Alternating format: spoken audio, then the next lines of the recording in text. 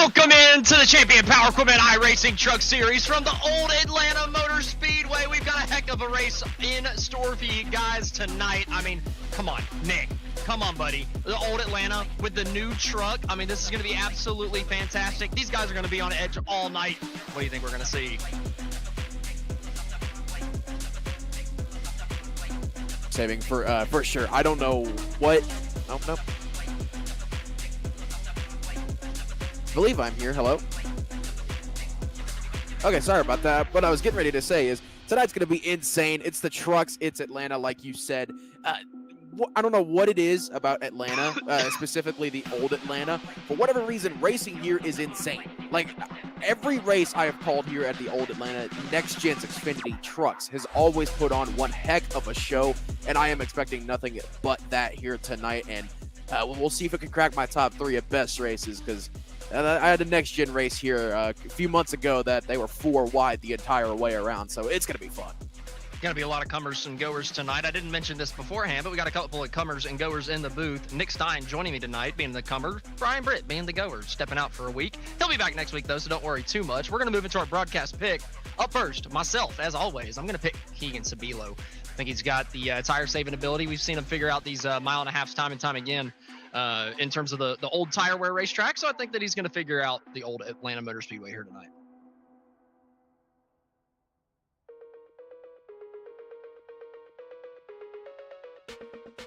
Harris.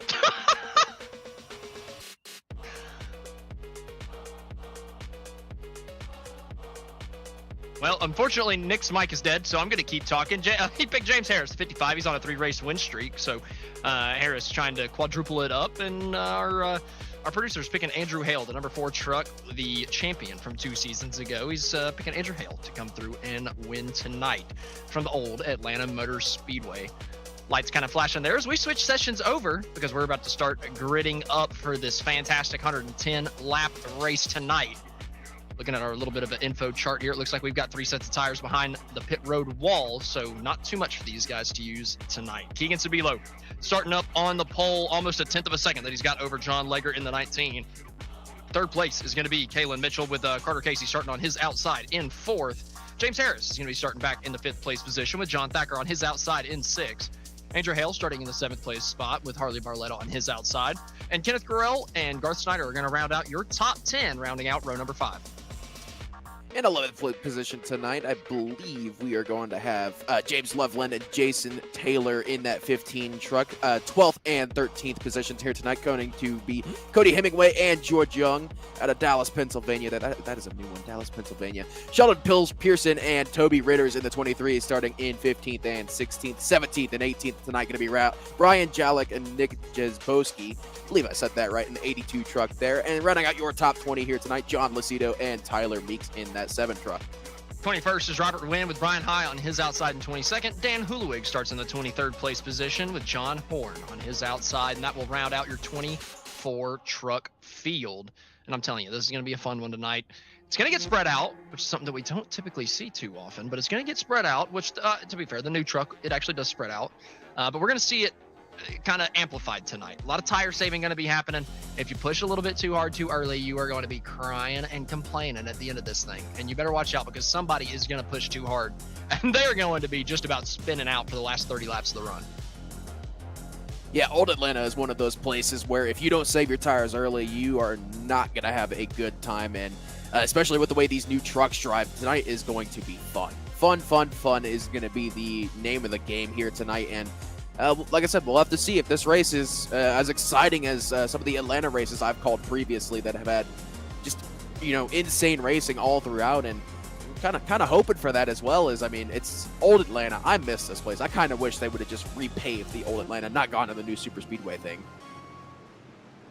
I have mixed feelings. As a driver, I agree with you. As a broadcaster and fan, I disagree. The new Atlanta has been fantastic as a fan, from the fans' perspective. I mean, I can attest to that. I went to the race this spring, and it was absolutely insane. So I'm loving it from a fan's perspective, and on the broadcast, new Atlanta is pretty good. But to be fair, the broadcast on old Atlanta is pretty great too, and the racing, the actual racing, whenever you're behind the wheel, feels so much better. It feels like it's actually in your hands. You're not just leaving it up to fate.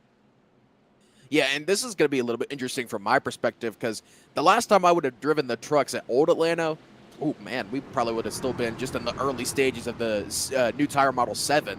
Would have been the last time I would have driven the trucks here. So I'm kind of going into this one blind. I'm not sure what all to expect. You know, new league, new drivers. I'm going in completely blind here. I ran 50 laps beforehand just to figure it out, get an idea of how the truck handles, and let me tell you, it is fun. It is fantastic, and these guys are going to be dicing it up tonight. It's going to be tough to keep all 4 tires under you. King and Sabilo coming down to the green flag. It's out, and we're racing from the old Atlanta Motor Speedway.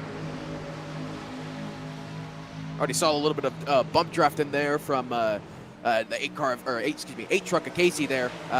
He's trying to get that bump draft, get that outside line going. But I feel like these guys are really going to be stuck to that white line on the inside. I don't feel like we're going to see too much of that wall being in use. If you're on the outside, you're burning tires. You've got to get this thing down to the white line. You've got to let it rotate the car. If you play your cards right, you get that thing set on the right rear tire, and you burn up the right rear rather than the right front. And as long as you just have decent throttle control, you can hang on to it and not burn up the right rear too much and keep that right front under you because you're using the right rear to turn. I'm telling you, in the long run, that's the way to go, and it will make you fast. But these guys running up top early, they're not really worried about it too much. John Legger trying to pick up positions, not worried about saving. Well, I mean, only 110 laps here tonight, so I could see why guys would want to be pushing to start this thing because, you know, track position is really key here.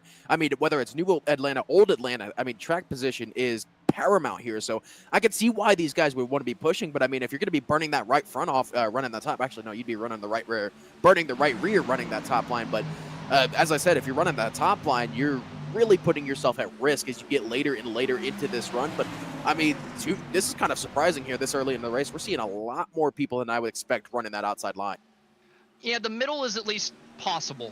It's just I don't think that you're saving the tires you need right there, right? If you're running at the pace to run the middle the same pace you would run the bottom, I think you're burning up the tires more, period, at this racetrack. I mean, you're carrying more speed through the center of the corner, maybe using a little bit more wheel to keep that thing off the wall coming out of the corner. I really think that it is hurtful, but John Legger using it to his advantage, using those tires, going up to the first place spot. Carter Casey looking for second on Kalen Mitchell. A couple of these guys not willing to sit back. Your pole sitter, King and Sabilo, he is sitting back ever so slightly, not fighting too hard.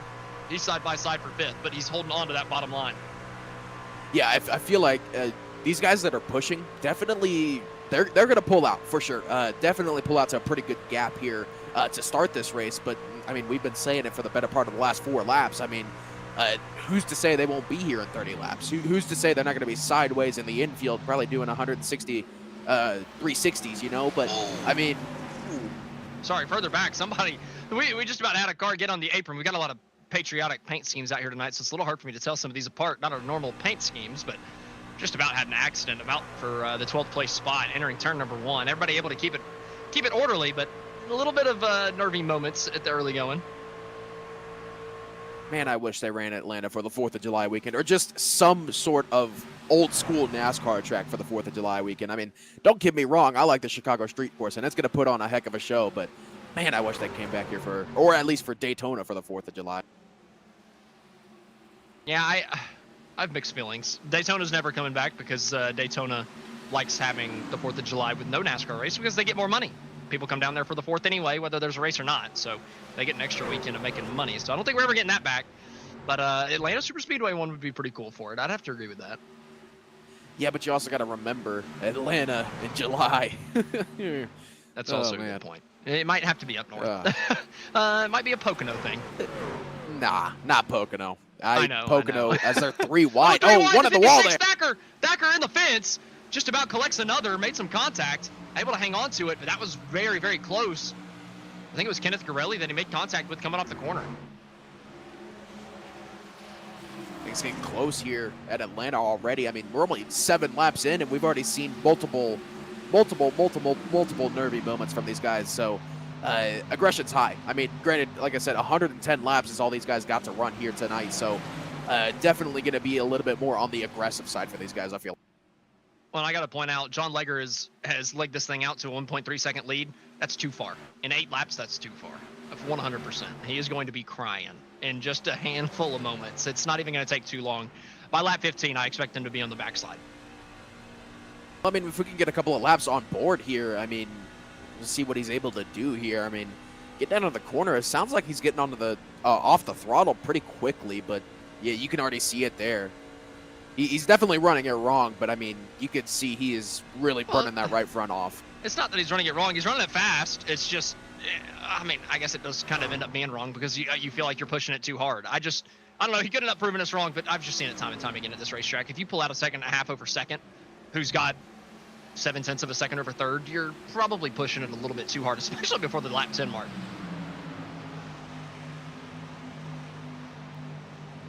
Egan Sabilo dropping all the way back to 10th, though, from the pole. I think that might be saving a little bit too hard. I mean, let's be honest here. At Old Atlanta, and someone gets really sideways there off of turn number 2. As I was saying, though, it's Old Atlanta. You can never save enough tire here because, I mean, it's like Darlington. Pushing, yeah, that's true. But pushing or not, you're going to be begging for fresh tires. Probably right around now is where a lot of these guys would be begging for some fresh tires because, I mean, fall off here is just insane. Like, I mean, we're 11 laps into this thing. I don't have iRacing up at the moment because I'm still trying to get into this session, but I would assume these guys are probably pushing already a second at this point. Oh, easily, for sure. And that would put us at, well... Oh, yeah, you can see it there. Well over a second, looks like, for a lot of guys. I mean, up front, it's really looking like about just under a second, so they're definitely feeling this fall off. It's hurting these guys. Casey was starting to pull in the gap ever so slightly to Legger that last lap. But again, like, I don't think Sabilo back in 10th needs to, push all out and get back up really quick. But I would have preferred to just fall to like 6th or 7th, not too far off. I agree with the saving and dropping back, but 10th is a lot of positions to give up. But you never know how many of those 10 guys that passed him are just absolutely blitzing their tires, right? I mean, Gar Snyder ripping the fence. I'm gonna tell you right now, he's coming back through the he'll be coming back through the field, doing that through 3 and 4. It looks fast and it's quick right now, but I'm telling you, after another 10 laps, you're going backwards. Yeah, that's one thing I do like about Atlanta. You could run any line here, especially with the oval refresh that's been coming out in stages recently. I mean, you can run any line, but either way, it's middle of July here at Atlanta. You can already see it. I mean, air temp 79, I can already tell you that is a lie in Atlanta, considering what kind of time we're looking at right now. That did probably be 115 degrees by now in Atlanta, but that track temp is also scorched, and that's why this place is always known as Hot Atlanta, because you'd be lucky to see anything below a triple-digit track temp here. Even with the track temp not being as hot as you would maybe expect with with maybe the temperature that you would really expect, I should say, like the air temp heating up the track, it's still providing a lot of fall off. Legger, like I said, he got up to a 1.6 second lead. I said he'd be on the backside before we got to lap 15. We're finishing up 14, and he's lost 0.4 of that lead. It's down to 1.2 coming out of turn 4, almost 1.1. So it's just going to continue to keep mounting up. Carter Casey's going to be the next one on challenge. And honestly, I still think there are people further back that are going to be so quick at the end of this run, like Sabilo, that are going to come back up through the field and challenge these guys once their tires run out, because everybody's going to be struggling after 30. Yeah, I feel like we're going to keep harping on it tonight. Tire saving is going to be the name of the game, so I feel like Legger does have that short run speed. I mean, if he can get a caution at just the right time there at the end of the race, I feel like he's really got a good chance, because, I mean, you look at his short run pace through 15 laps, I mean, he pulled out, 1.6 seconds? You said 1.7 seconds? So, I mean, he's got that short run speed. I just think he needs to work on the long run speed. And you can see right there, he's already drifted it out of turn 2. Oh, Casey doing the same thing. That's the thing. Everybody's going to be struggling. It's just how massive is the struggle going to be? What's the magnitude of the struggle going to be? And right now, for Legger, I think it's going to keep mounting up. He's sliding out of 4 again. And once it starts sliding, it doesn't stop. You don't want to start sliding at lap 15. You're going to at least 40, right? I mean, you cannot be sliding it this early in it and expect to get out of it. If you push out of these corners too early, you put a little bit too much throttle into it, you let the tires slide up the racetrack, it's the wrong way to run this place, man. You've got to paint that white line as long as possible and keep the throttle at around 50 to 70% until you're just about all the way off the corner. Yeah, I mean, you're saying Carter Casey's really starting to catch John Legend. Look at who we got in 3rd place in the 55, James Harris. I mean, That man, he's pulled in a couple of tenths just on not only on Carter Casey, but he's pulled multiple tenths on John Ledger as well. So, Yeah. I mean, that gap was 1.7 last time by. It's 1.5 to John Ledger, and he just pulled another 3 tenths on Carter Casey. I mean, granted, he's running the top line, which in the long run is going to hurt his tires, and he's really going to be struggling for grip here. And I would give it probably about another 15 laps or so. But, I mean, you cannot deny he's really starting to catch your 2 leaders right now. And the way it's going, I would not be surprised if he does get this lead here before, I would say, I guess, is about lap 30. I'd have to agree with you, and I agree with your assessment that if he keeps doing it, it's going to wear out the tires. I don't think it's sustainable to run the top side the entire run. It's going to be good through the middle part of the run after the tires wear out a little bit and the guys on the bottom lose a little bit of their pace. You make it work, but then I just feel like you burn up your stuff too heavy up there. That right rear will start going, and you'll start getting loose coming out of the corners. Obviously, we'll have to wait and see regarding Harris. He's been the guy that's won all 3 races so far this year. Perfect 100% win rate. So he obviously knows what he's doing, but I'm a little concerned running that high on the racetrack. Now, I'm going to kind of show my age on iRacing here. Granted, I've only been on the service 5 years, but that's still a pretty good, decent chunk of time on the service. But I remember a time with the trucks where the top line was OP. Am I crazy in saying that? Like, there was a time, probably about 2 or 3 years ago, where the top line was just overpowered with the trucks. I mean, could we be seeing a return of that? Different than anything we've had recently. Yeah, I get that, but I mean, could you see a return? I mean, like, it doesn't look like James Harris is really falling off in that 55, and I mean, we got a little bit of a hornet's nest going on just here. about down into Thacker. Thacker's getting loose. He's getting pinned down. They're able to keep it off of each other, but it was tight. Oh, man, just about coming off of turn number 4. Thacker almost slid it out and turned himself over the nose of Harris. But we got a side-by-side battle for the race lead. Carter Casey has gotten past Legger. As Legger's gotten sideways, Casey's gone, and now James Harris is around the outside, too. The tires on that 19 are gone. Yeah, John Legger just lost 2 positions in the span of a corner there, and it's the good old 2-for-1 special, but the opposite way for John Legger there. So he's going back to 3rd, and I wouldn't be surprised if Caleb Mitchell catches up to him pretty quickly as well. Yeah, the bleeding is not going to stop at 3rd for Legger unless the caution flag flies. But then even then, you've only got 3 sets of tires. So do you even want to come down and put on one of those sets now? You only got 3 behind the pit wall. It's tough to make that call. Big loose condition in front of Hale caused a huge stack up. Lucido drives into the back of Hale, puts him in the fence. And Hale almost came back down and magnified the problem with this between him and Thacker. Thacker got off the bottom of the racetrack and really pushed him up. James Harris running the top side starting to get loose. Carter Casey was air blocking there in 3 and 4. Carter Casey definitely seems to be getting a little bit scared of James Harris in the 55 there, but I was getting ready to say, you said these guys are going to be pushing 40 with these stints. I'm looking at about 36 to 37 just to get the tires where they need to be, because you got 3 sets in the pits, so you really want to split this race into 3 as evenly as you can. That's going to be about 37 laps per stint here, so I agree. I wouldn't be surprised to see some guys around lap 35. Yeah, that's true. That's true. I want to pit last, basically, is why I agree with the 3rd statement, right? 37 would split it in 3rds, but I'm really thinking you pit a little bit after that to make sure that you're the guy on the newer tires, because it's just going to mean so much here. So Schneider, he was one of those running the top side earlier. The right rear might be gone, and he makes contact. Couldn't quite get slowed down in time. That was Pearson, not Pearson. That was the 11th place runner, Kenneth Gorel. Or Gorel, excuse me. Lucido gets by. George Young gets by. Jason Taylor looking to the inside. That is the scary part about Atlanta here. Something like that happens mid-corner, good luck. I mean, especially with how worn the tires are right now. These guys are already inching on 2.5 seconds of fall off in 20.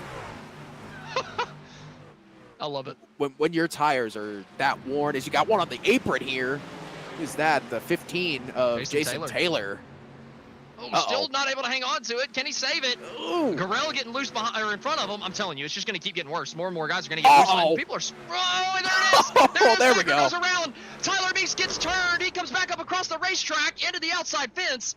I don't believe he caught anybody else up in that. We've got our. Oh my gosh, Bucky's. That's not how you do it. Bucky's. That's not how you do it. That's a new one. Well, he had Bucky's on the back of his truck there, so that's fair. It felt right. Okay, I can already guarantee you here, even though these guys only have 3 sets of tires, pit road's going to be busy.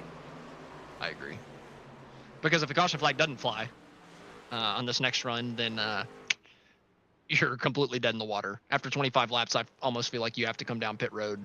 And you set this thing up to be a one-stop, period. It was fringe one stop beforehand. Maybe you can make that strategy work. Now, if you pit now, you're going to have 80 laps to the end, so you're going to make it 40 laps and 40 laps on tires. Yeah, but once again, that also brings in your point from earlier of how late do you want to push it. So if you're someone up front here like Carter Casey or James Harris or even John Ledger even, how late do you want to push it here with this next stint? Because you're right, this is going to be a one-stop from here. About 80 laps from about the time we go green. I'm expecting these guys to go back green around lap 30, so... You got to be the last one to stop, period. Yeah, for sure. I wouldn't be surprised. Well, as they finish up their pit stops, we're going to see who comes out first. Dropping those left sides, Carter Casey coming down. James Harris behind him. It looks like it's going to be Casey coming off of pit road first. And with that, we're going to take our first commercial break of the evening. Whenever we come back, we got 80 more laps in store for you.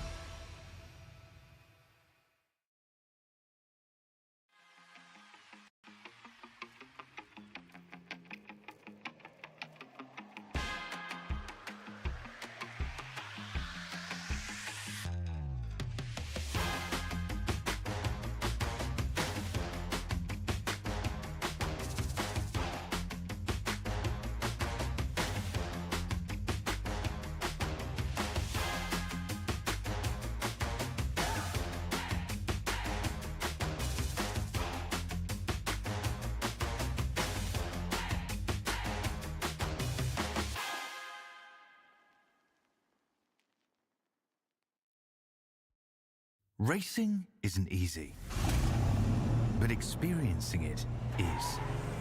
iRacing puts you in the driver's seat with the industry's leading sim racing game.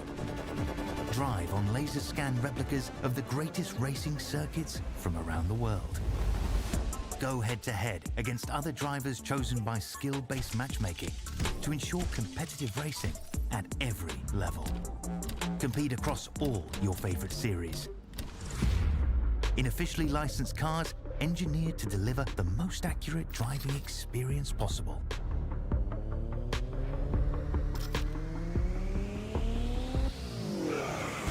Join a race or host your own with players from across the globe. Race against the computer or in a league with friends. Feel the thrill behind the wheel. Visit iRacing.com. Welcome back to the Champion Power Equipment iRacing Truck Series. Nick Jazbowski stayed out. He's going to lead the field to green, but he's not going to get going on those old tires. Casey easily gets through, and everybody's passing him 3 wide on the front straightaway for second. Jazbowski is just going to drop throughout this field, but he did save that tire set. He's just trying to stay on the lead lap. It'll be a miracle if he does stay on that lead lap. I mean, he's going to need a caution and need it quickly here. I mean, granted, though, with the way they're racing on this restart, as you see, three wide further back. Oh, somebody's down all the way to the apron. Sorry, I thought he was going to pound that inside wall, but able to keep it off of it. That's Dan Hulewig able to continue, but that was almost a huge moment for the 63. As I was saying, the way they're racing, Jasbuski may have made the right call here, staying out when he did, because they are aggressive, and we know what aggressive usually turns out with. James Harris to the outside of Carter Casey for the race lead. Coming out of turn number 2, James Harris is trying to take it from Casey. Oh, he's going to do it down the back straightaway. Dan Hulewig did hit the wall, as you saw on the replay there, but James Harris, as you said, takes the lead here, and all hell is breaking loose for about 4th on back. Yeah, Caleb Mitchell trying to take second from Carter Casey, too, here. Coming down into turn number 1, Casey narrower, entering the corner. 67 trying to flow around the outside, using that middle groove of the racetrack. Not getting too high, but not squeezing the 8 too low, causing an issue. You know, causing some air problems there. The side force can get sucked off of that. Oh, he can have an issue, but here. now they're side by side for the lead. James Harris throws a huge block, and Caleb Mitchell's looking to the inside. Caleb Mitchell with a power move to the inside there. James Harris tried to throw the block. Not successful, but also successful in kind of a way there. That was very aggressive for lap 33 here out of 110, but I mean, if it works, it works. I mean, it's keeping him in the lead for the moment, but he is stuck on that outside line. Granted, they're 3 wide, almost 4 wide further back. That looks like for about 6th or 7th back here. Yeah, Sabilo down on the inside. Cody Hemingway on his outside, and that number 10. They're able to cycle it out to 2 wide as we get down into turn number 3. These guys fighting for the 8th place spot. Sabilo on the inside, trying to work his way up. Trying to not drop quite as far back as he did on that last run. He might be giving up 9th place as well to Gorell, who's looking to his outside. It's just hard. You never know how hard you need to push, because you never know whenever those caution flags are going to fly. Sabilo saved just a little bit too hard on that first stint. Caution flag fly ruined the saving, but he's still side by side for this 8th place spot. The night's not done yet. But up front, it's Champion Power Equipment versus DeWalt. Champion Power Equipment's got it. DeWalt wants it. And James Harris is starting to eke out a little bit of a gap here as it's up towards 2/10. Who was that up in the wall? Is that Legger? That's Legger in the fence. Pushing too hard in the early going. Legger finds the wall in that number 19. He's dropping back to 6th, dropping back to 7th as Ritters goes to the inside. W Ritters in that 23, trying to get to that inside and get that. I believe that's for about 7th or 8th there for John Ledger. Trying to play a little bit of recovery here. See Keegan Sabilo now still side by side for, what is that, 10th place, I think? Yeah, it's going to be side by side for 10th. Gorell takes it. Sabilo running 11th now. Just got to settle in. Not doing anything too crazy. You know we're going to get that long green flag run at some point. Just waiting on it. When is that going to come? You don't want to burn up the tires too hard. A good benefit, too, about saving the tires on this run. If a caution flag does fly, nobody's going to be coming down pit road until the very end of this thing. So you could get all bunched back up together and have the freshest tires. Side by side for 2nd. Kalen might have pushed a little bit too hard. He's on the outside. Carter Casey pushing through on the inside. Slid up in the middle of the corner ever so slightly, but he's going to take the spot. Kalen Mitchell out of the groove. Now he's side by side for 3rd. Harley Barletta does get through for that 3rd spot there. Now looks to be on the rear bumper of Carter Casey for that 2nd spot there, but James Harris is really starting to pull away here. Kind of what we saw John Ledger do earlier on. He's not doing it as aggressively as Ledger was, but I mean, he is starting to eke out a little bit of a gap and make that draft a little bit less powerful here as Kalen Mitchell does go to the inside once again. Harley Barletta, but is not able to get the move to stick there. Mitchell is able to stop the bleeding at 4th for now. Loveland side by side for the 5th place position. Tony Ritter's on the outside, drives it in deep in that 23, trying to utilize that outside groove. Really, really wide on the exit of turn number 2, but he's going to get a huge run down the back straightaway, and he's going to take over the top 5. James Loveland drops back to 6th with Kalen Mitchell now stuck on the inside, and Ritters is just, he's pushing. He's not saving. Toby Ritters is flying around the outside, not worried about those tires. Not worried about the tires, but he's going to pull a John Ledger, and he's going to fall back pretty quickly here, probably about 15, 20 laps into this run here. And these guys are going to want to get to about lap 70 before they look at pitting again. So I feel like tire saving is going to become of utmost importance here. And back up front, Carter Casey on the rear end of James Harris for the lead. Casey looking to the inside. Harris closes him off coming down into turn number 3. Casey gets that dirty air through the center of the corner with the Harris all the way down on the white line, wrapping the paint. Casey able to find a little bit of speed coming off that higher side of the racetrack, down the front straightaway in the draft of the 55, looking low coming down into turn number 1. Harris can't block it, and Casey's all the way down to the bottom, but Harris likes that outside groove. We saw him running it all the time during that first stint. He loved it up there after 10 or 15 laps on the tires, and he uses it to his advantage, keeps the race lead. Watch out for Harley Barletta here to make a move on Carter Casey. He's going to look to the outside in that 81 truck and not going to have a move just yet, but, I mean, you're going to see it right here.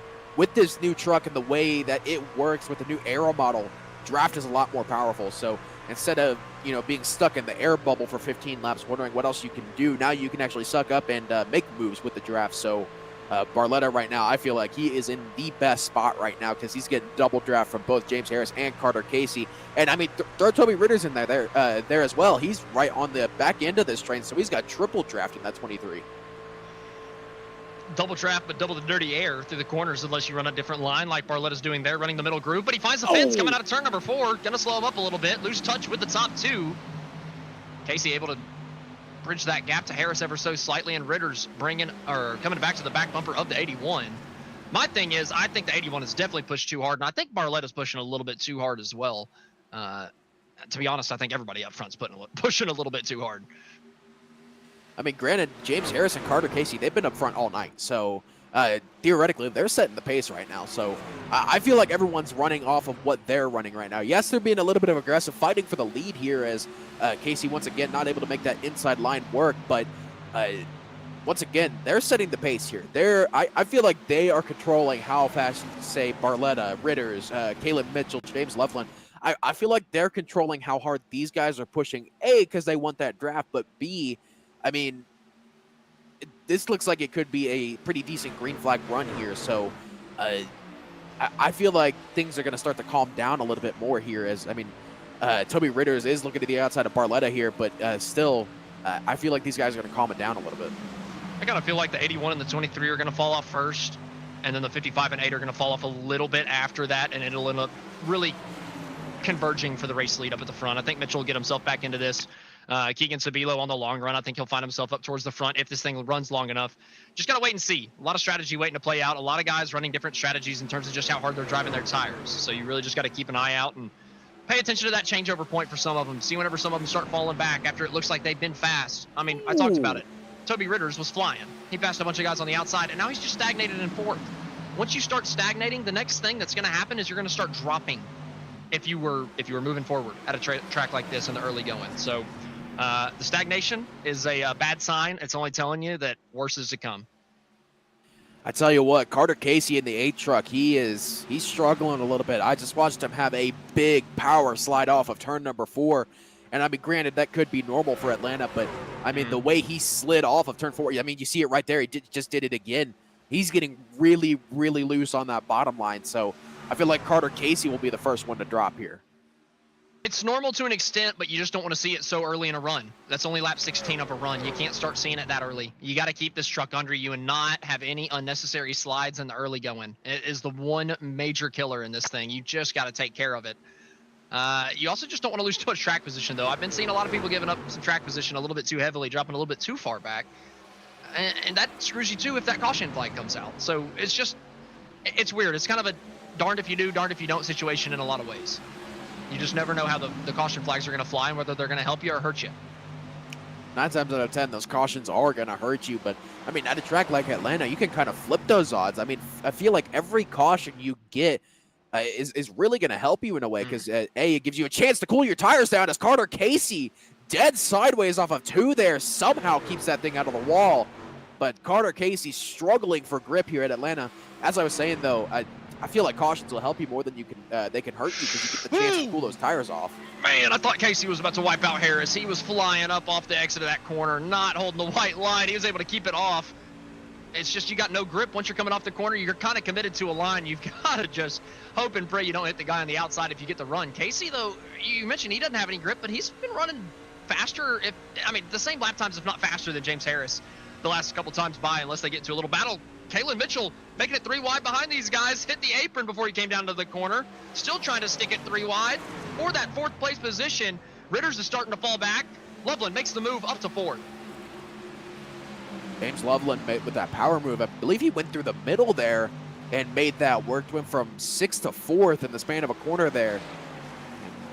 Put himself up into 4th. Now they got to work on trying to catch Harley Barletta, who's been working on his way back into this battle for the lead between James Harris and Carter Casey. But you see it right here. Casey's starting to fall off. I mean, that was about a 1 or 2 car length gap. Now it's about 2 or 3.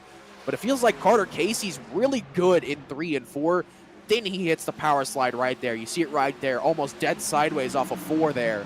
I feel like Carter Casey's really good in the corner, but he just gets gapped by James Harris coming off the corner. So I feel like this is kind of a game of chess here between these two. I mean, it's kind of a game of chess between everybody on the racetrack, right? That's true, you see but somebody, you know what I'm getting at. You see somebody running so hard up front, and you almost get suckered into it. Like they're throwing the bait out there for you. Do you run that hard? Do you want to get up in the lead right now, or do you save it and say, I'll get you back a little bit later if you continue to be an idiot up there and run too hard? Maybe that's a little harsh, but I do think the guys up front are just running a little bit too hard. If you look back a little bit further back, Keegan Sevilla has been saving this whole time. He's found himself up to 8th from 11th, and he's starting to pick up some time and gain on the race leaders, even being back here in traffic. Yeah, he is starting to close in. It's very minimal at this point. I've been keeping an eye on that gap, and it was about 3.6 about 4 or 5 laps ago, so he's pulling in a 10th here, a 10th there. He's going to get blocked here, but I believe that was Dan Hulawig. I don't know what Hulawig was doing there. And you just can't, this track, you just can't save it. I mean, I don't know. That's some crap luck. Good old commentator's curse. Yeah, I don't really know what to say about that one. Well, moving on. That's Atlanta, baby. Good old Atlanta. And I mean, you see back here, this is, I feel like the Hornet's Nest, the proverbial Hornet's Nest that seems to set up at every Atlanta race is kind of right around here, you know, fighting for your top 10. This is where you're going to see the most trucks just side by side for position. And man, this, I kind of want to keep an eye on this for a few laps and just see what these guys are doing, because it looks like they've been side by side for the better part of this run. Yeah, so Belo's having to make up positions that he just lost. He's going to have to drive a little bit harder than he wants to. But, I mean, it's that time of the run. You got to start picking up these places. He had picked him up, and then he lost him due to the lap car. He's going to make it 3 wide, looking for 2 of them. Trying to get back up into the top 10, find his way back to that 9th place spot. He gets to the inside of Lucido. Meeks had a good run out of 2, so he keeps that spot. Sabilo's going to get himself back into the top 10, but, man, he lost a good 2.5 seconds off of that scrum earlier. It's going to be a little tight. Coming out of the corner. Ooh. My word. Flirting with disaster, but he gets a good run on Tyler Meeks in front of him. Oh no! Oh no! Harder to the outside wall. Big wreck! Who was it? Who was just clogged that? The fence? Somebody just tore the fence down. Kenneth Gurrell is absolutely destroyed against the wall in 1 and 2. He tore the fence down there.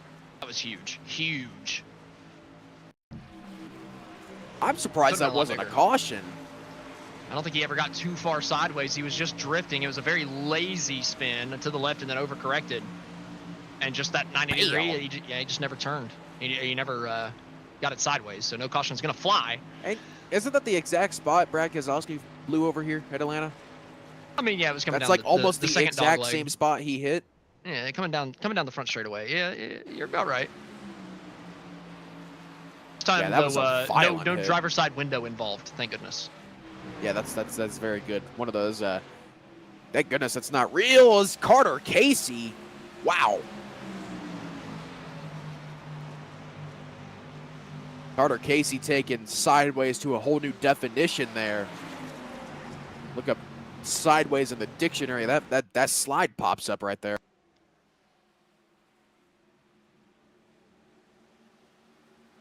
How long can Harris hang on with that outside line? Is he going to burn up those tires too quick? Can Casey bring it back under him? I feel like Casey's been pushing just as hard down on the bottom of the racetrack, so it's almost like it's netted out to about even. It's hard to say. Yeah, I feel like Harris is actually hurting the tires more. I feel like James Harris has found something on that top line. I mean, he's been running that for the better part of the last 15 laps, and I mean, like you said, Carter Casey's probably pushing just as hard on the inside, but I mean, they really haven't lost any time. I mean, not any major amount of time loss. I mean, James Loveland has been catching him pretty quickly, but I mean, Loveland was saving his tires early on in this run, so that's a little bit expected for Loveland. But I mean, outside of James Loveland, they've dropped Harley Barletta, Kalen Mitchell's fallen back by about a second and a half, Toby Raiders by 2.5 seconds. I mean, Keegan Sobillo, I mean, I know he had that incident earlier on, but he was still losing a little bit of time to these two. So I feel like Harris has something a little bit more than Carter Casey does on that top line. And I mean, I don't know what it is, but the more I watch, the more I feel like he's found something up there. It's going to be difficult for Casey to complete the pass on the bottom side of the racetrack, too. With Harris having that momentum out and Casey's exit getting squeezed off, it is going to be very difficult for that 8 to actually get the run out of the corner that he needs to complete the pass, even if he gets side by side. He hit the wall off of 4 there? No, I think he kept it out. It was close. It looked like he kind of slapped the wall there, as now that's going to allow James Loveland with an opportunity here. You see Carter Casey once again almost getting to the inside there, but just is not able to get the momentum necessary on that bottom line. And I feel like Loveland is in the catbird seat right now. I feel like if any one of these two makes a mistake, that 0-2 is right there ready to pounce. I think Loveland saved his tires the best. He didn't push too hard at the beginning of this thing. He let these guys go run it off a little bit. But the problem is, again, once you get down to the bottom side to as make we the say move, that. Yeah, once you get down to the bottom to make the move, it's tough to complete it. Sabilo found the wall a little bit further back in 9th, coming out of turn 4. He was making up good time, faster than all these guys, but he pounced the fence out of 4. So it'll be interesting to see if he gave himself any damage. It was down to 4.5, or the gap increased to 4.5, and he's gotten it down to 3.7, 3.8. So if that incident hadn't happened with the lap car, he'd have an opportunity to come up here, but he's just got so many of them to pass. I feel like Sabilo, he's got the pace. It's just he's got to stay out of trouble to be able to get back up. I mean, you got to remember that 77 was your pole sitter tonight, so Sabilo has the pace to run up front. I mean, the gap's now down to 3.9 at the line, and it is closing. But once again, he just hasn't been able to stay out of trouble in the 61 laps. To him off of 4, or off of 2. Okay. My goodness. I mean, he just squeezed him coming off of 2, didn't use all the racetrack. If I'm Sabilo, I'm furious with the lap truck. Sabilo's just getting bullied by lap traffic at this point. It's like He gets out of the way, so he's able to make the pass. But again, if he can't pass a lap car or a lap truck down to the bottom of the racetrack because of how tough it is to get this truck around, how are you going to pass a car on the lead lap? It's going to be just about impossible. Yeah, that's true. I mean, as I said, he is getting bullied by the lap traffic, though. So that lap traffic is making it hard for him to pass. So, I mean, you saw it with Dan Hulawig. I mean, he had to go up into the wall to avoid Hulawig there. But, I mean, I feel like if it's for position, Sabilo is definitely going to have a little bit better of a time because, you know, for position, you're going to get raced fair, I feel like. That's a fair point. And he did just make a pass for the 8th place spot and still gaining on the leaders. So that's very important. You just got to see. It's just that one issue cost him 2 seconds, and it's just so hard to make up those 2 seconds. Man, it is so difficult, especially whenever you got to make the moves through the traffic back in 8th. It's just tough to do. But he's to the inside of Ritter, trying to take that 7th place spot. Toby had driven all the way up to the top 3. We thought he was driving maybe just a little bit too hard. And here he is dropping back to the 8th place spot as Sabilo is way down to the bottom side of the racetrack. Letting the banking do the turning for him, and he's going to take 7th away from Ritter's coming off of turn number 2. Does he slide his nose off? Coming out of the corner, kind of half and half. Just kind of protecting that bottom side of the racetrack. Somebody finds the fence further ahead. Harley Barletta having an issue. Sabilo is catching. He pulled about a 10th and a half that last time by, and that gap just dropped. Waiting for it to update here. Actually, he lost about a hundredth of a second there, but he was fighting Toby Ritters there, so the gap's dropping for Keegan Sabilo. It's just a matter of, can he get up there before these guys come down pit road, and even then, does he stay out longer here? It's a good question. It's a tough one to answer, to be honest with you. In this scenario, being 4 seconds off the race lead, like what? Or for Carter Casey too. I don't know. I'm thinking about here. Okay, hold on. Let me talk you through this here. Man.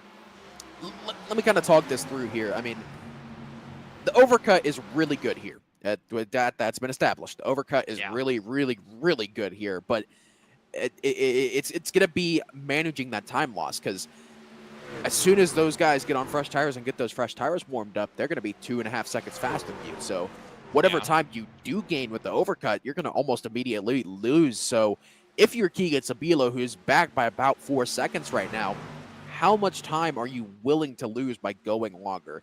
Are you willing to lose? Are you willing to stay out 2 laps longer than these guys and have a couple of lap advantage, which could be a couple of tenths at the end of the race? You see Carter Casey and James Loveland side by side for second place here, but it's just a matter of how much time do you want to lose?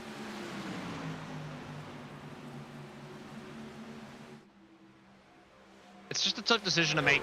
At a racetrack like this, it's just so much stranger too, because it's Atlanta. I mean, there's just so much tire wear that everything gets amplified here compared to other racetracks. The time you lose on the undercut, the time that you lose if you did the undercut and then, you know, the new tires come through later. I mean, it's just massive throughout the entire course of the run. And on a 40-lap run, it's just amplifies it, man. I mean, you're coming in after lap 70. You're probably going to have 35-ish laps afterwards. That's a long, long run at Atlanta. And I feel like you've got to have the newer tires by a lap or two, at least, to have an opportunity. But if you're somebody like Sabilo back in 6, you gotta push for everything you've got right now and hope that you can get that gap to within about 2.5 seconds to even give yourself an opportunity after the pit stops. The guys up front, you got to be the last one to pit. Well, I mean, good news for Keegan Sabilo is he's now got a pretty good chunk of clean air here. He's looking at about 1.8 seconds worth of clean air. Was that a little bit of smoke there? It was. Somebody must have pounded the outside wall. Oh, that may be it on the inside line there. Side by side for the lead, though. Casey's finally done it on the inside. Harris didn't get the run out of 4. Out of nowhere, Carter Casey takes it. And now here comes James Loveland to the inside. I'll tell you what, Cody Hemingway out of nowhere in this battle as well. I mean, he's looking to the inside now. Maybe 3 wide off the corner here. There is going to be 3 wide contact between 3rd and 4th. James Loveland and Cody Hemingway make a little bit of contact off of 2. And look, Hemingway was behind Sabilo whenever that issue happened to Sabilo. And he has flown all the way up to the front of the field. That's how good he saved his tires. He got a little unlucky there, had to give a good chunk of it back. But with how much he saved, if these guys continue to stay out, he might be the man to beat. And that whole situation there over the last lap or so, Keegan Sabilo has gained another 3.5 tenths on these guys. As you see pit road starting to become more and more popular here as we hit that lap 70 mark. So we're officially halfway in this run. You could pit here and make it to the end on these tires. So pit road is going to become very, very busy here very, very soon. When are you going to pit? Are you going to be the last one or are you going to be the first one? Right now, Carter Casey's in the catbird seat. You can kind of decide. You can wait for everybody else and make your decision based off of what they do. I mean, and the lead's huge right before these pit stops. I would wait until the guys behind you pit and then come down right after. Kalen Mitchell down pit road in the 67. One of your top 5 down pit road. Keegan Sabilo pulls another 10th on these guys. So the gap is 3.6 right now. You can see him there right on the right side of your screen there. You've got your 4 leaders right there, and Keegan Sabilo's kind of a little bit of a speck on your screen there just in the back. We're on board now. Offset 3 wide here. I believe that is that Harris or... Oh, no, that's Cody Hemingway in the 10. He's flying, man. He is trying to get up there. Sabilo is starting to fall off. It's nothing major, but Sabilo is starting to fall off. He lost 4 thousandths of a second that last time by, so Casey is a little bit quicker, but Harris, Hemingway, and Loveland are all losing time right now to the 77 of Keegan Sabilo. Got to think the pit stops are coming soon. It's about to start kicking off. These guys are going to come down any lap, start it, but it's just a game of chicken for now. I just don't know where the move is going to come from. It's going to be from this top 4. That's what's going to set off the majority of your top 10 coming down pit road. The thing is, they can't wait too late now because Kalen Mitchell has put a time limit on it with him pitting early. That's true, but I mean, he was still about 4 seconds off the lead from when he pit. So it's 2 laps. These guys That's have 2 laps. That's true. That's true. I get where you're coming from, but he's got a lot more time to make up here because he's still. I mean, if we're looking purely on time here, Kalen Mitchell's still a lap down. Man, Hemingway was sideways there. That was sketchy. I know, but I'm telling you, as soon as all these guys pit, Kalen Mitchell's going to be your race leader. And if they wait until 80 to come down, Kalen Mitchell might be your race winner. It's just a matter of, I mean, yeah, Kalen Mitchell is going to have the fresher tires here, but at the end of the race, Kalen Mitchell's going to be this much slower. I mean, probably about 5 or 6 tenths a lap slower by the end of this race. I mean, it's kind of devil's advocate here. Pick your poison. What side of the sword do you want to pick? And they're fighting hard for that second place spot, letting Carter Casey get away. Casey is flying up there in the race lead right now. Yeah, but Keegan Sabilo's still catching. I mean, he just lost another 10th to Carter Casey, but he just gained 3.5 on Harris, Hemingway, and Loveland and co. You see, I believe that's a lap car, but you could see him right there on the left, just barely. Here comes Kalen Mitchell. I mean, just look how much faster these tires are for Mitchell coming through. Just moved past Sabilo and Jabowski like they were sitting still. I mean, the new tires are something else. Yeah, he's running 2 seconds a lap faster right now. He just put a 31.815. If we go up to Carter Casey, he just ran a 33.588. This game of chicken that the guys are playing at the front, man, I'm telling you, it's giving this win to Kalen Mitchell. If they go until 80, I think Kalen Mitchell wins this race. Yeah, but once again, I mean, how much fresher are their tires going to be compared to Kalen Mitchell? Because Mitchell's already put 10 laps on the tires. He's already put 10 laps on these, or well, no, not 10 laps. He's about to be coming up to 10 laps on the tires. So here comes Loveland. Man, it's just there's no telling how the rest of this race is going to go from here.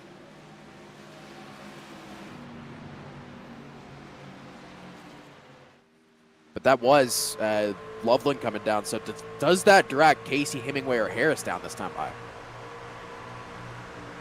We'll have to see. I imagine it's got to be soon, especially seeing Kalen Mitchell unlap himself. I'd be coming down pit road pretty daggum soon. But Carter Casey's on the outside of the racetrack. James Harris ain't coming in. Oh, yeah, yes, James Harris is. Cody Hemingway is not. So James Harris down pit road, getting it low down. Got it.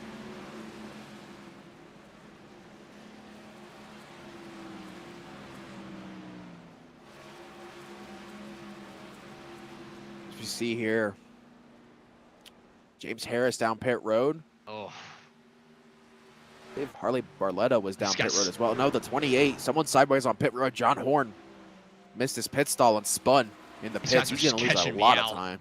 These guys are sketching me out waiting so long.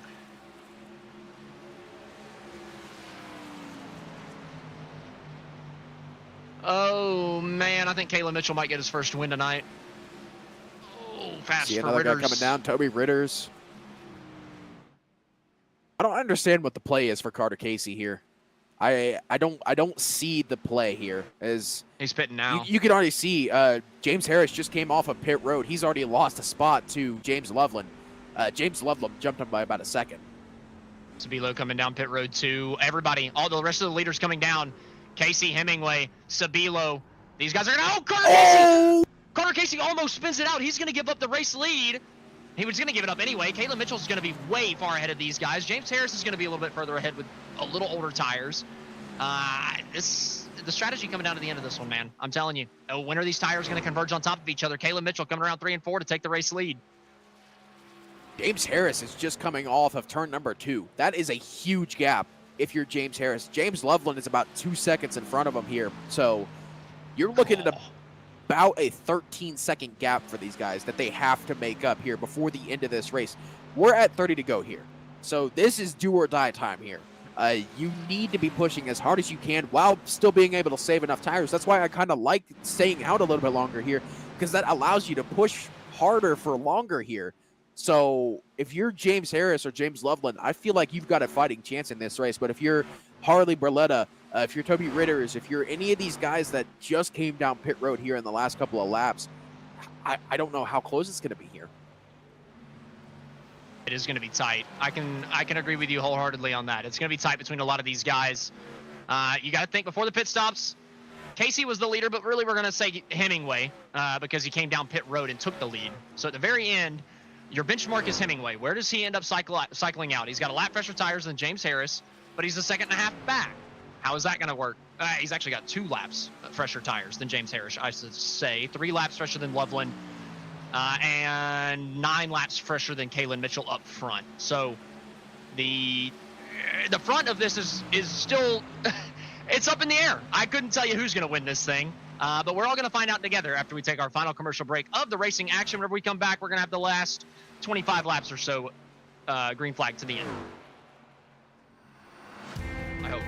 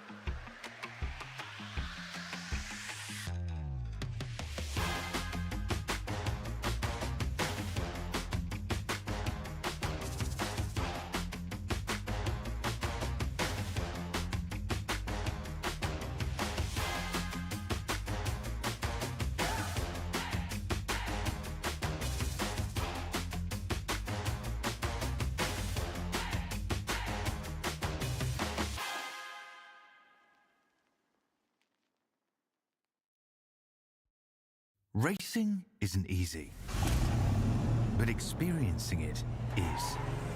iRacing puts you in the driver's seat with the industry's leading sim racing game. Drive on laser scan replicas of the greatest racing circuits from around the world. Go head-to-head against other drivers chosen by skill-based matchmaking to ensure competitive racing at every level. Compete across all your favorite series. In officially licensed cars, engineered to deliver the most accurate driving experience possible.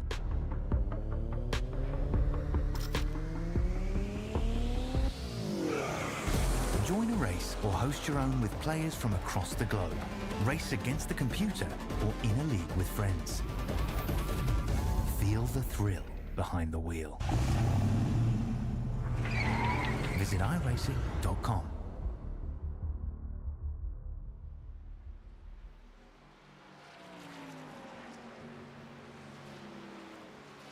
Welcome back to the Champion Power Equipment iRacing Truck Series. We've got about 21 laps to go here tonight. I'm Austin Edstrom, standing along Nick's side, and Austin Derbyshire is behind the production booth. It's been a heck of a race so far. If you haven't been here so far, you picked a good time to tune in. We've got a lot of different tire strategies going on at the front of the field. Mitchell, 18-lap old tires. He's got a 3-second lead. It's come down to 2.5 this lap. The guy behind him's got 12-lap old tires. So a 7-lap advantage. A 6-lap advantage now that he's taken the line. That's 13 laps for Loveland. 6-lap advantage over Mitchell on tires. Harris has a 1-lap advantage over Loveland. Hemingway behind them has a 2-lap advantage over Harris. So everybody in the top 4 is just going to converge on top of each other. Carter Casey has the same tires as Hemingway in front of him, and so does Sabilo a little bit further back in 7th. So I think that those are all your contenders. Had to omit Andrew Hale there because he pitted on the same lap as Mitchell, and he's back in 6th. So he doesn't really have a chance on that older rubber being back there. But you really got to pay attention to 1 through 5 and 7 here to pay attention to whenever they all converge on top of each other. If Sabilo can find himself up there, it's a little tough with that big of a gap. I mean, you said it perfectly right before we were coming back to break. Loveland, he's closing in on Mitchell. Harris is closing in on Loveland. Hemingway's closing in on Harris.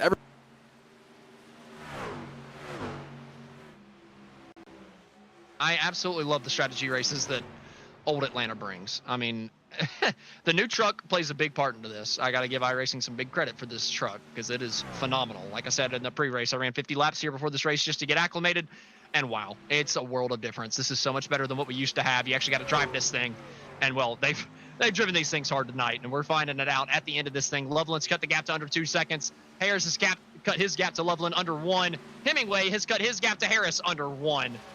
And Casey's only 1.5 back from that. So I'm telling you, the top 5, there's going to be a lot of shuffling at the front of the field before the end of this one. And Harris is back to running the wall as well in that 55 truck. So I don't know what it is. Something with the middle of the run for James Harris has really magnetized him to that wall. I mean, I don't know how much faster it is. I mean, we're looking on board here, and he's catching, for sure catching Loveland, and he is definitely catching Kalen Mitchell. But it's just a matter, can he make it to lap 110 doing that?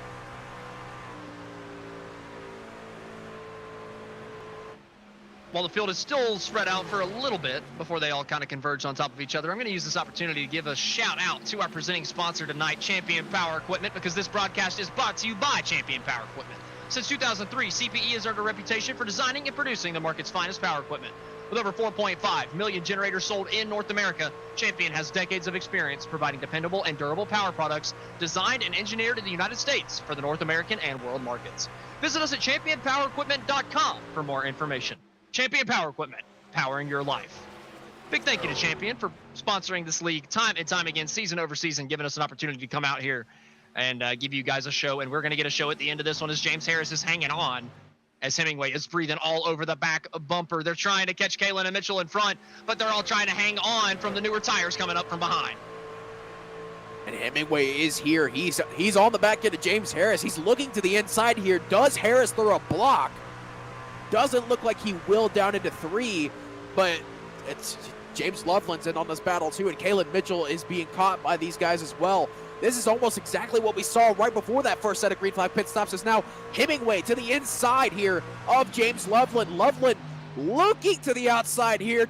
Don't think he's got the balls for 3 wide just yet, but man, he's thinking about it. Loveland's the one in front. Harris is the one behind. Harris trying to make the move, still on the outside, but Hemingway's got the newer tires. 2 lap fresher than the 55 on his outside, trying to take 3rd as these guys are still running down your race leader of Caleb Mitchell as we enter turn number 3. James Loveland now trying to hang on. Hemingway is coming on those newer tires. He's on the inside, powering past Harris for 3rd, and he's trying to get the other James for 2nd. Kalen Mitchell is a deer in headlights right now, being caught by 3 separate cars who are multiple tenths a lap faster right now. Gap is 3.5 tenths to Cody Hemingway, 0.38 to James Loveland, and another half second back to James Harris. So you got 4 trucks with a chance to win this with just over 10 laps to go here, and it looks like Hemingway has the pace right now. What a job from Hemingway. He's been the best tire saver in the field tonight. I mean, he has clearly been the fastest on the long run, and he's doing it again. He gave himself the freshest tires in the field on the pit stop, and now he's going to give himself the lead around the outside of Kalen Mitchell coming back to the stripe. Dead heat at the line as we take 12 to go. Cody Hemingway got it by 0.03 of a second at the line here, and he's pulled 3 tenths over James Loveland and James Harris. Harris is still working his way around James Loveland, but Kalen Mitchell is the big loser here.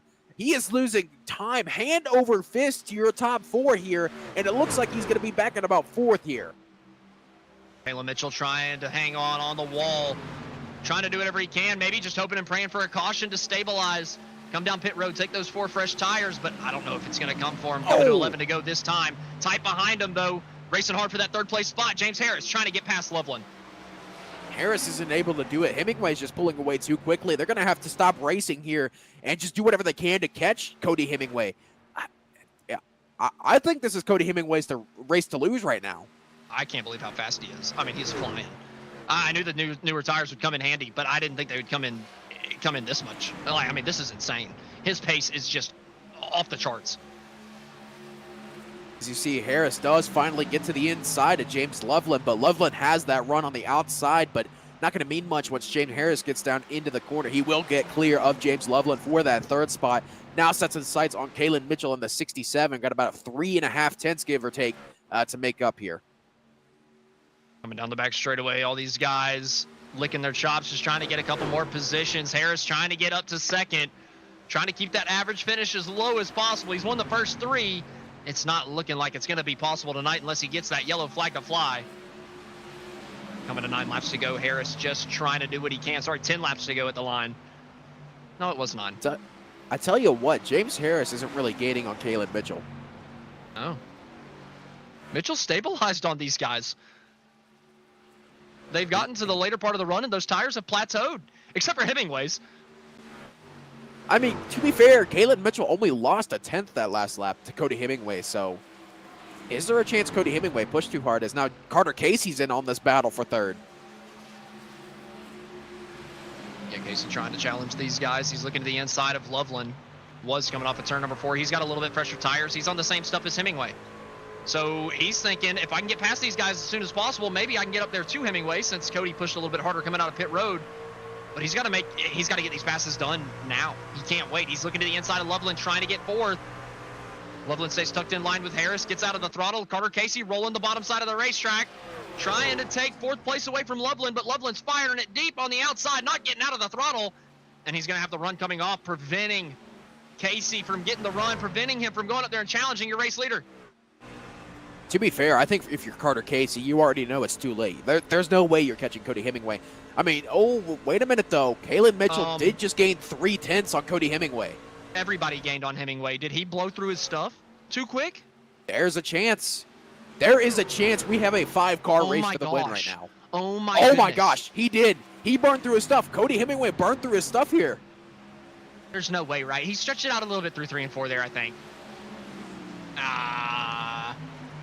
Gap is 5 tenths. Oh my gosh. Yeah. Oh my gosh. He burned through his stuff.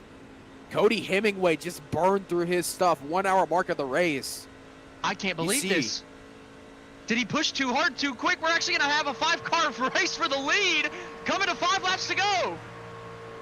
How is this going to play out? That's what I want to know. How is Caleb Mitchell still up here? He's got 10-lap older tires. What has the 67 got under the hood of that thing? Spit on that thing. Okay. Caleb Mitchell is flying. Look at him come down the front straightaway. What in the world? The 67. Look at the run he's got. He's just about to the back bumper of the 10. Cody Hemingway's hoping for a caution here. That's his only saving grace right now, because Caleb Mitchell is coming in with the vengeance here to the outside for the lead. Caleb Mitchell now side by side, but Hemingway on that inside line does get clear for the moment. It's just a matter of how long does he stay clear for. Holy cow, coming to 4 laps to go. Somehow Mitchell on the oldest tire stabilized in second and is looking back for the race lead, looking to the outside of the 10, coming down into turn number 1. The 67 is way up high. He's pushing that thing, getting everything out of it that he can. Mitchell is flying around the outside of the 10 for the race lead. Don't look now. Here comes James Harris. He seems to be catching Hemingway here, and he's in the draft to Caleb Mitchell as well. That gap is 0.46 of a second, so there's a chance for James Harris to stay in this race. There's a chance he could be in for his 4th win of the season here. Carter Casey finally gets past Loveland for 4th. It took Loveland putting himself in the fence for it to happen. Can Harris get past Hemingway fast enough to challenge Mitchell up front? He's still got newer tires. Can he get it done?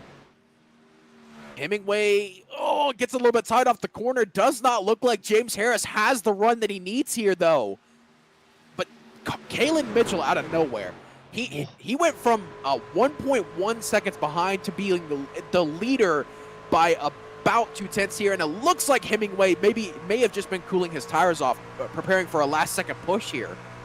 But you wouldn't give up the lead for that. He's struggling down the straightaway. Did he underfuel this thing?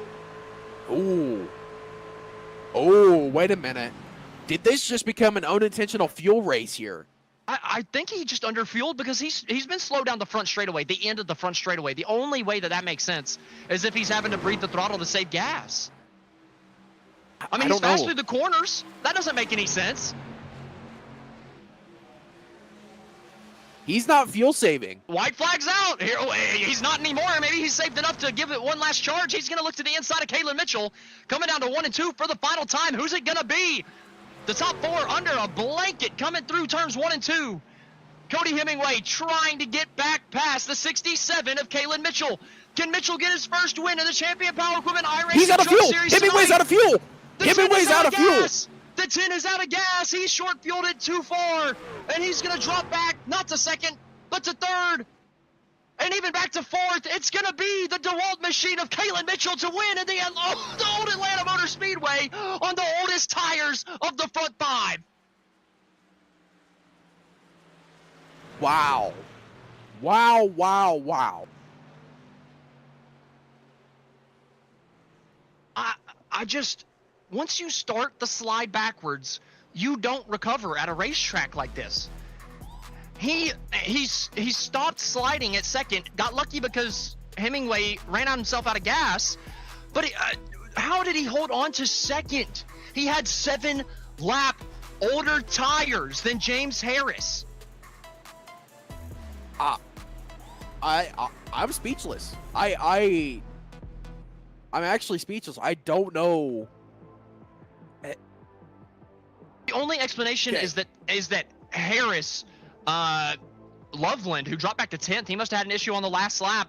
These guys, they ran too hard trying to catch him in the early going. If they would have just backed it off and saved their tires for the end of the run, I think that they easily pass him.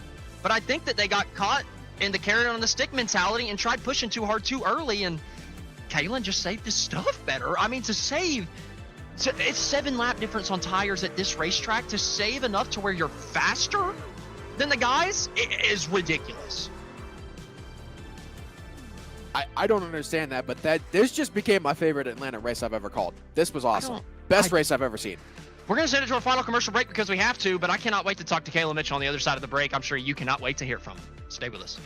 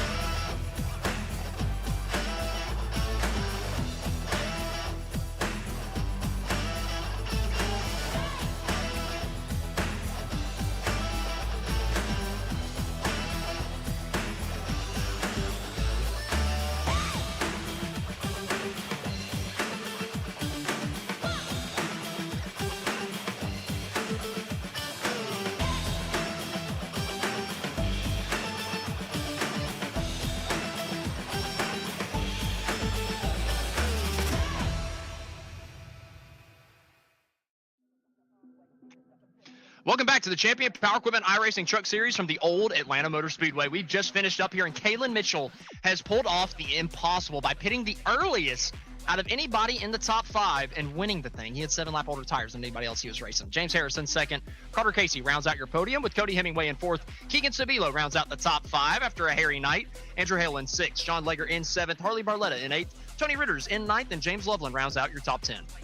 Finishing off in 11th tonight is going to be John Horn in the 28th truck, Jason Taylor in 12th, Tyler Meeks 13th, George Young in 14th, John Thacker is going to be finishing off 15th tonight, Ryan Jalick in 16th, Brian High 17th, Dan Hulawig in 18th, Nick Jazbowski in 19th, and John Lucido rounds out your top 20.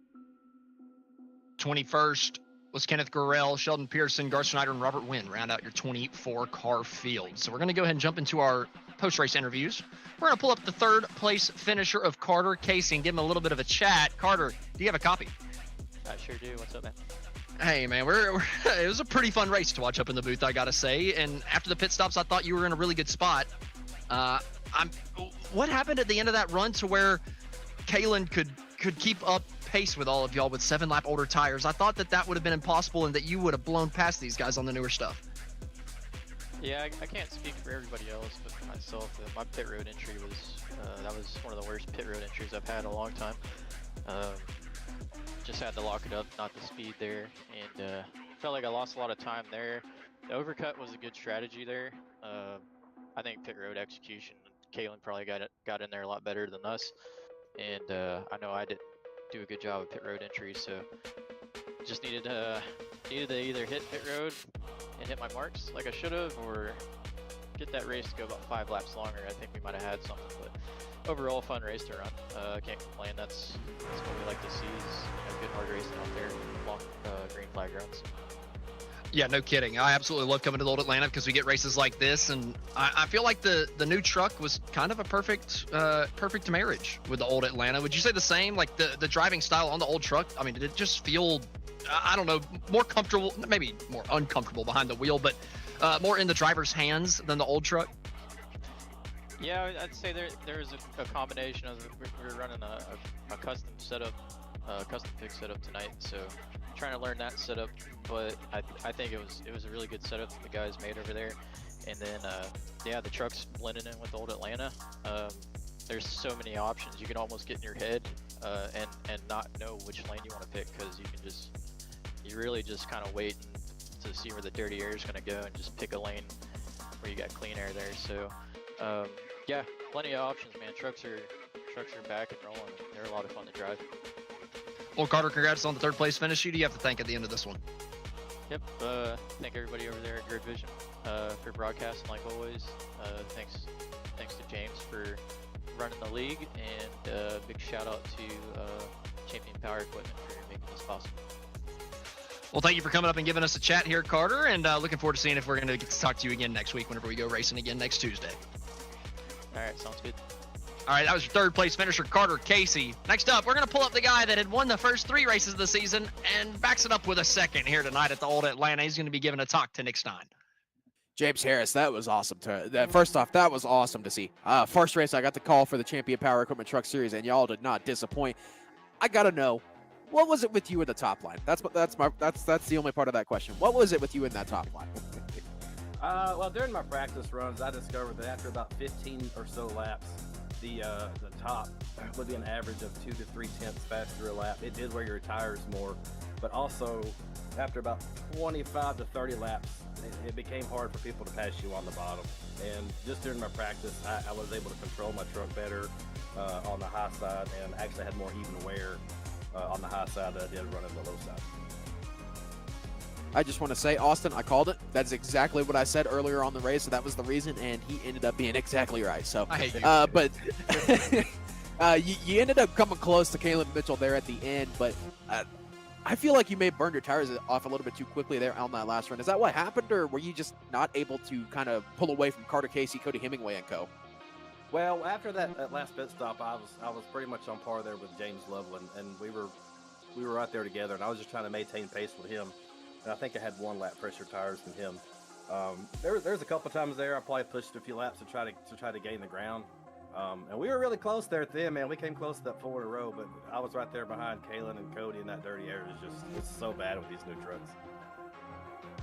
Well, fair enough. You did end up bringing it home second, so that average finish is going to be sitting at a nice solid 1.5 right now. So before we let you go, who do you got to think gets it done for?